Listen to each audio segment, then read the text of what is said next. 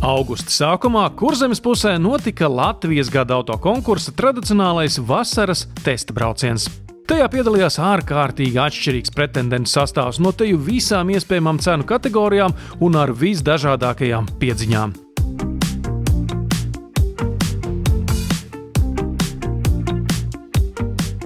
Bet kā saprast, ko no daudzpusīgā jauno modeļu klāsta ir vērts, ir pa kabatai un galu galā vispār gribas pirkt?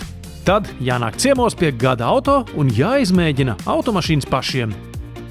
31. augustā, sestdien, no 11 līdz 5 mēs varēsim visi tikties šeit, izmēģināt jaunākos Latvijas gada auto 2025 pretendentus. Bet ne tikai. Mums būs arī aktuālākie tirgus modeļi, un mēs tieši aicinām tos cilvēkus, kuriem tiešām savs laiks ir svarīgs. Nav šaubu, ka itin visas kadros redzamās automašīnas un kāds ducis citu ir pieejamas testa braucieniem pie attiecīgo marku dīleriem. Vienā dienā var paspēt apbraukāt 2, 3, varbūt 5.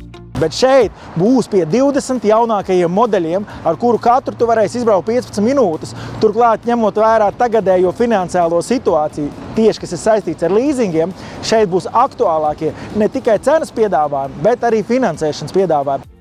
Gada auto lielais testa brauciens pie mola ir arī iespēja satikt konkursa žūrijas biedrus un uzzināt viņu viedokli patiešo.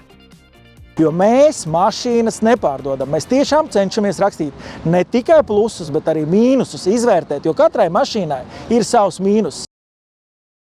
Dažām mīnus ir ne tikai pārnestā, bet arī tiešā un tehniskā nozīmē, jo konkursā netrūkst iespaidīgu elektromobīļu. Kia tas droši vien būs atkal nišas produkts, jo ir viens no pirmajiem kandidātiem, tāds liels mašīnas klasē elektriskajā versijā, ir arī ļoti interesanti un jātestē. Tam pat blakus uzreiz ir Volvo ar savu mazo repliku pretī. Ja jauna auto iegādē vēl nav pienācis īstais brīdis, nebēdājiet. 31. augustā būs ko redzēt un darīt arī jums. Bet mēs aicinām arī uz veiklības braucienu, kad šo pašu mašīnu, ar kuru tu brauks trasē, veiklības braucienu trasē, tu varēsi vinēt uz nedēļas nogalu. Mums būs arī priekšnesumi 1 un 2.